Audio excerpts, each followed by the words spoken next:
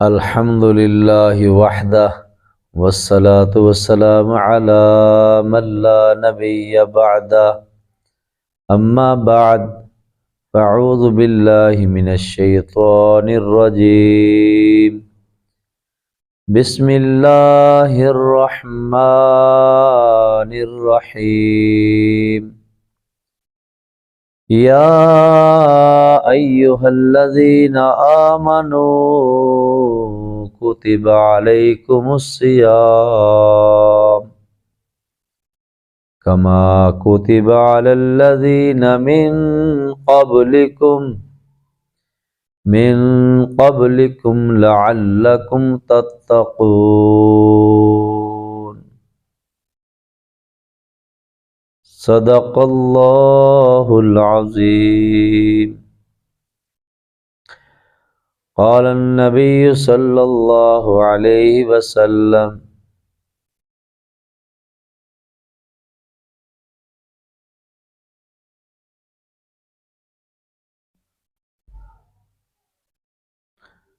شہر عظیم شہر مبارک او کما قال صلی اللہ علیہ وسلم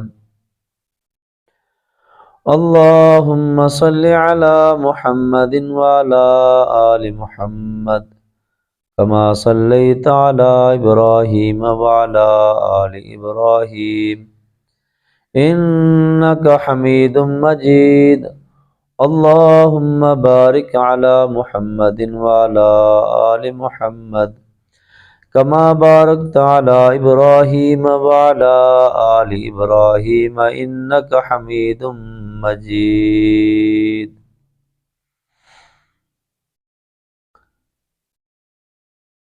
تمام تعریفیں اللہ وحدہ لا شریک کے لیے،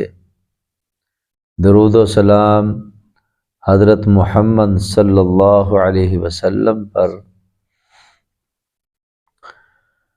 اللہ تعالیٰ نے قرآن پاک میں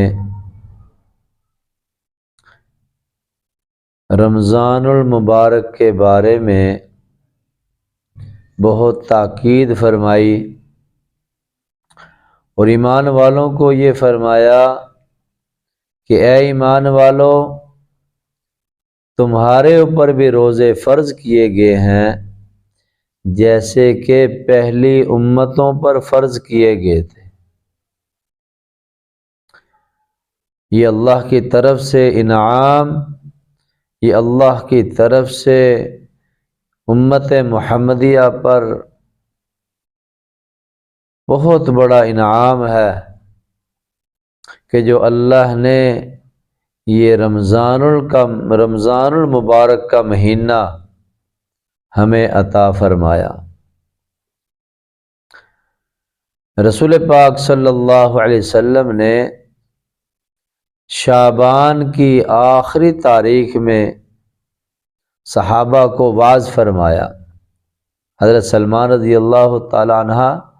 عنہ فرماتے ہیں کہ آپ نے لمبا خطبہ دیا اور رمضان کے آنے سے پہلے ہی رمضان کی راتوں کی عبادت اور رمضان کے روزوں کے فضائل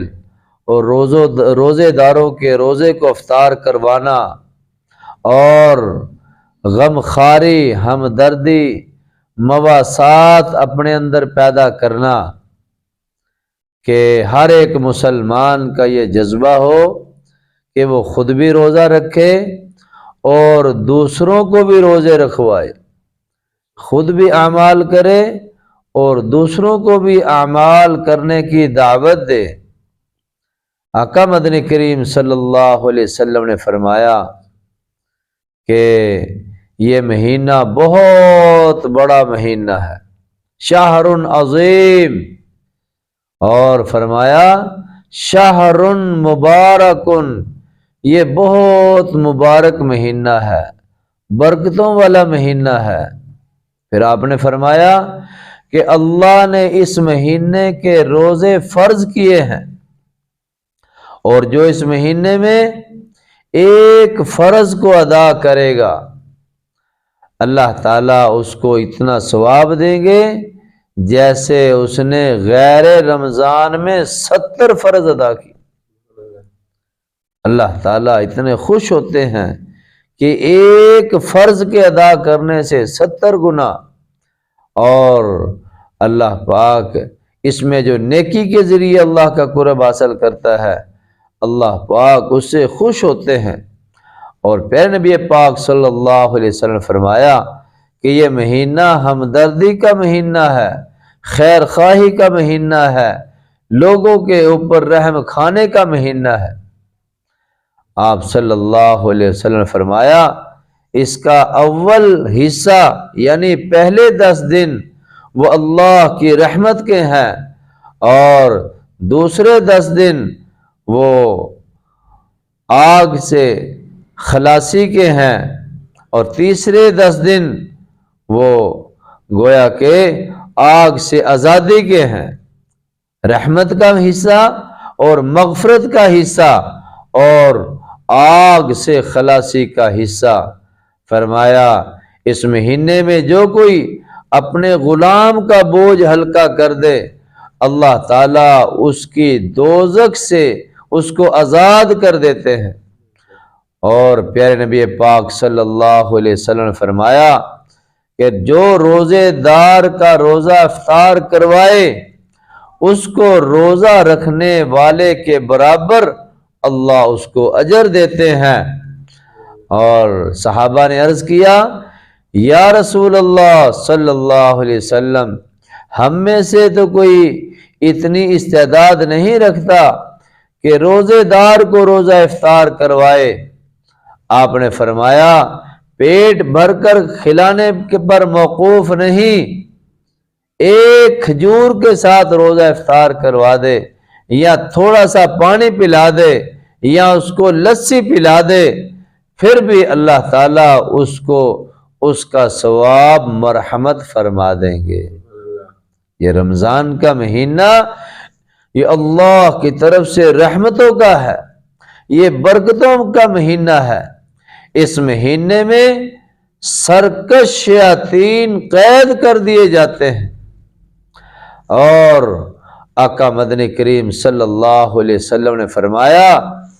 اس مہینے میں 4 چیزوں کی کثرت کرو، 4 اعمال کثرت سے کرو، 2 تو تمہارے لیے ہیں اور 2 اللہ کی رضا کے لیے ہیں۔ فرمایا کلمے کا ذکر کرو، کلمے کا ذکر کثرت سے کرو اس مہینے میں۔ ہمارے ایک بزرگ کہتے ہیں ہور دوانا دل دی کاری کلمہ دل دی کاری ہو، کلمہ دور زنگ کرندہ کلمہ میل اتاری ہو، ایتھے اوتھے دونوں جہانا کلمہ دولت ساری ہو۔ تو رمضان کے مہینے میں کلمے کی کثرت، کلمے کا ورد، اس لیے فرمایا کلمے دی فضیلت پاری ہے اینو پڑھدا جو سو واری ہے، اوندا چہرہ چمکے چن وانگوں رب حشر نو جدوں اٹھا لیندا۔ یہ ایک حدیث کی تائید ہے۔ حدیث پاک میں آتا ہے جو آدمی روزانہ صبح یا شام کسی وقت بھی 100 مرتبہ کلمہ پڑھتا ہے، قیامت کے دن جب یہ اٹھے گا اس کا چہرہ ایسے چمکے گا جیسے 14ویں رات کا چاند چمکتا ہے۔ یہ کلمہ اتنی فضیلتوں والا، آقا مدنی کریم صلی اللہ علیہ وسلم نے یہ عمل بتایا کہ رمضان میں کلمے کا کثرت سے ذکر کرو، کثرت سے اس کلمے کو پڑھو۔ آپ صلی اللہ علیہ وسلم نے فرمایا جددو ایمانکم، اپنے ایمان کو تازہ کیا کرو۔ صحابہ نے پوچھا یا رسول اللہ صلی اللہ علیہ وسلم کیف نجدد ایماننا، ہم اپنے ایمان کو کیسے تازہ کریں؟ آپ نے فرمایا اکثروا من قول لا الہ الا اللہ، کثرت سے لا الہ الا اللہ کہا کرو۔ تو آپ نے حکم دیا کہ رمضان میں کلمے کا ذکر کثرت سے کرو، اور دوسری چیز اپنے گناہوں کی اللہ سے معافی مانگو، اپنے گناہوں کو اللہ سے معاف کرواؤ، استغفار کرو۔ اللہ فرماتے ہیں حدیث قدسی میں یا عبادی کلکم تخطئون باللیل والنہار وانا اغفر الذنوب جميعا فاستغفرونی اغفر لکم، اے میرے بندو تم دن رات گناہ کرتے ہو، تم اپنے گناہوں کی مجھ سے معافی مانگو، میں تمہارے سارے گناہوں کو معاف کر دوں گا۔ حدیث قدسی میں آتا ہے، فرمایا استغفار کرو، یا ایھا الذین آمنوا توبوا الی اللہ توبۃ نصوحا، اے ایمان والو پکی پکی توبہ کرو۔ اس لیے فرمایا نوح علیہ السلام نے اپنی قوم کو فَقُلْتُ اسْتَغْفِرُوا رَبَّكُمْ إِنَّهُ كَانَ غَفَّارًا، سورۃ نوح میں اللہ نے یہی ذکر کیا کہ نوح علیہ السلام نے فرمایا استغفار کرو، اپنے گناہوں کی اللہ سے معافی مانگو، وہ بڑا غفار ہے، بڑا معاف کرنے والا ہے۔ تو دوسرا کام کیا فرمایا؟ استغفار کرو، اپنے گناہوں کی اللہ سے معافی مانگو۔ یونس علیہ السلام نے مچھلی کے پیٹ میں ان الفاظ کے ساتھ اللہ کی تعریف کی اور اپنے گناہ کی معافی مانگی، لا الہ الا انت سبحانک انی کنت من الظالمین، اے اللہ تو ہی پاکیوں والا ہے اور بے شک میں نے ہی اپنی جان پہ ظلم کیا، میں ہی ظالموں میں سے ہوں، انی کنت من الظالمین۔ تو اللہ نے قرآن بنا دیا، یونس علیہ السلام کا استغفار کرنا، یونس علیہ السلام کا اللہ سے معافی مانگنا، اللہ نے قرآن میں آپ کی اس دعا کا تذکرہ کر دیا۔ تو دوسرا کام رمضان کے مہینے میں استغفار کرنا، کثرت سے استغفار کرنا، کلمے کا ذکر کرنا، پہلے کلمے کا، اور زیادہ سے زیادہ استغفار کرنا، استغفر اللہ ربی من کل ذنب واتوب الیہ، استغفر اللہ الذی لا الہ الا هو الحی القیوم واتوب الیہ، اللہم انت ربی لا الہ الا انت خلقتنی انا عبدک وانا علی عہدک ووعدک ما استطعت ابوء لک بنعمتک علی وابوء بذنبی فاغفر لی فانہ لا یغفر الذنوب الا انت۔ اس کو سید الاستغفار کہتے ہیں کہ اللہ سے اپنے گناہوں کی معافی مانگنا۔ اور تیسرا کام اپنی دعاؤں میں جنت الفردوس اللہ سے مانگنا، جنت کا سوال کرنا، اللہم انی اسألک الجنہ، اللہم انی اسألک الجنت الفردوس، اے اللہ میں تجھ سے جنت الفردوس کا سوال کرتا ہوں۔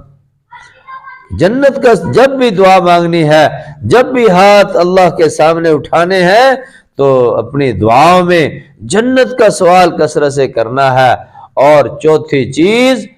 اللہ سے دوزخ کی آگ سے پناہ مانگنی ہے، اللہم انی اعوذ بک من النار، اے اللہ میں دوزخ کی آگ سے تیری پناہ مانگتا ہوں۔ ویسے تو نبی پاک صلی اللہ علیہ وسلم نے فرمایا فجر کے بعد، مغرب کے بعد 7 مرتبہ یہ کہو اللہم اجرنی من النار، اللہم اجرنی من النار، اللہم اجرنی من النار، 7 مرتبہ صبح، 7 مرتبہ شام کو۔ تو رمضان کے مہینے میں تو پیارے نبی نے یہ خاص عمل بتایا کہ کلمے کا کثرت سے ذکر کرو، اپنے گناہوں کی زیادہ سے زیادہ اللہ سے معافی مانگو، اور جنت کا سوال کرو، اور جہنم کی آگ سے پناہ مانگو۔ 4 چیزوں کا حضرت سلمان رضی اللہ تعالیٰ کہتے ہیں آپ نے اپنے اس خطبے میں 4 اعمال کی ترغیب دی تاکہ ہر ایک مسلمان ان اعمال کو کرنے والا بن جائے، کلمہ پڑھنے والا بن جائے اور استغفار کرنے والا بن جائے اور جنت کا سوال کرنے والا بن جائے اور دوزخ کی آگ سے پناہ مانگنے والا بن جائے۔ تو یہ رمضان کا مہینہ یہ اللہ کی طرف سے اللہ اپنے بندے کو نوازتے ہیں، سرکش شیاطین کو قید کر دیتے ہیں۔ اس لیے فرمایا ایک موقع پہ پیارے نبی پاک صلی اللہ علیہ وسلم نے کہ صحابہ کے دل میں ایسا جذبہ ہوتا تھا روزہ رکھنے کا، بہت سارے غزوات رمضان میں ہوئے، صحابہ نے روزہ رکھا ہوا ہے، لیکن حکم آ گیا کہ چلو جہاد کرو، چلو اللہ کے راستے میں جا کے کافروں سے لڑو۔ تو اکثر موقع پہ بعض دفعہ بھوک کی وجہ سے اور گرمی کی شدت کی وجہ سے صفے کی صفے صحابہ کی گر جایا کرتی تھی، اور ایک جماعت کے بارے میں آتا ہے صحابہ کی ایک جماعت پورا سال مسلسل روزے رکھا کرتی تھی، اتنا روزے رکھنے کا شوق، اتنا ان کو، کیونکہ روزے کا بدلہ اللہ خود اپنے بندے کو دیتے ہیں۔ فرمایا کہ باقی اعمال کا بدلہ تو ان کو کسی اور کے ذریعے، لیکن روزے کا بدلہ اللہ خود بن جاتے ہیں کہ میں اپنے بندے کو خود اس کا بدلہ بن کر اس کو اس کا اجر دیتا ہوں۔ اس لیے رمضان کا مہینہ یہ غفلت سے گزارنے کا نہیں ہے، رمضان کا مہینہ یہ تو خوشی خوشی کا مہینہ ہے۔ اے اللہ یہ رحمتوں کی برسات ہو رہی ہے، اے اللہ تیری رحمتوں کا نزول ہو رہا ہے، اے اللہ راتیں بھی اس میں برکتوں والی، راتوں کو تراویحوں میں قرآن سننا اور دن کو قرآن پڑھنا، ایسے ایسے لوگوں کے بارے میں پتہ چلا کہ رمضان کے مہینے میں ہر روز 15-20 پارے ہر روز پڑھ دیا کرتے تھے۔ بلکہ بعض لوگوں کے بارے میں تو ایسے بھی سنا کہ رمضان کے علاوہ عصر کے بعد قرآن پڑھنا شروع کیا اور شام تک غروب ہونے سے پہلے مکمل قرآن پڑھ دیا کرتے تھے۔ اللہ نے ان کے وقت میں اتنی برکت ڈال دی تھی۔ اللہ تعالیٰ سے دعا ہے اللہ تعالیٰ ہمیں رمضان المبارک کے مہینے کی قدر نصیب فرمائے۔ رمضان کا مہینہ ہم اس میں زیادہ سے زیادہ دعاؤں کا اہتمام کریں، ذکر کا اہتمام کریں، تلاوت کا اہتمام کریں، مراقبے کا اہتمام کریں اور لوگوں کو کھلانے پلانے کا اہتمام کریں۔ افطاری کے وقت اپنے مال میں سے ہم لوگوں کے روزے افطار کروائیں اور لوگوں کے ساتھ ہمدردی والا معاملہ کریں۔ ہمارے ایک بزرگ جب دنیا سے چلے گئے اس وقت بعد میں پتہ چلا کہ 100 گھر ایسے نکلے کہ وہ ان کی کفالت کیا کرتے تھے، ان کے گھروں کی دیکھ بھال کیا کرتے تھے، زندگی میں پتہ نہیں لگنے دیا۔ جب فوت ہو گئے بعد میں پتہ چلا فلاں گھر والوں نے کہا، فلاں نے کہا، فلاں نے کہا، فلاں نے کہا، اب ہمارے گھر کوئی نہیں آتا۔ تو ایسے طریقے سے وہ لوگ خرچ کرنے والے تھے۔ تو رمضان کا مہینہ یہ خرچ کرنے کا مہینہ ہے، رمضان کا مہینہ یہ اللہ کا قرب حاصل کرنے کا مہینہ ہے، رمضان کا مہینہ یہ شب قدر کو تلاش کرنے کا مہینہ ہے کہ جن لوگوں نے ہزاروں سال اللہ کے راستے میں اپنا مال جان عزت آبرو لگایا، تو پیارے نبی نے فرمایا کہ جو ایک رات اس مہینے میں تلاش کر لے گا، ایک رات کو پالے گا، گویا کہ 1000 مہینوں سے بڑھ کر وہ رات ہے، 1000 مہینوں سے زیادہ ثواب رکھتی ہے۔ پیارے نبی پاک صلی اللہ علیہ وسلم آخری عشرے میں تو اعتکاف کیا کرتے تھے، بلکہ بعض مرتبہ صحابہ کرام تو پورا مہینہ بھی نفلی اعتکاف کیا کرتے تھے۔ ویسے بھی اعتکاف کا تو حکم ہے کہ جب بھی مسجد میں آؤ اعتکاف کی نیت کر لو اور اللہ کے گھر میں بیٹھ کر اللہ کو راضی کرنے میں لگ جاؤ۔ اللہ تعالیٰ سے دعا ہے اللہ تعالیٰ ہمارا یہ کہنا سننا اپنی بارگاہ میں قبول فرمائے اور ہمیں رمضان المبارک کے مہینے کی قدر نصیب فرمائے۔ وآخر دعوانا ان الحمد للہ رب العالمین۔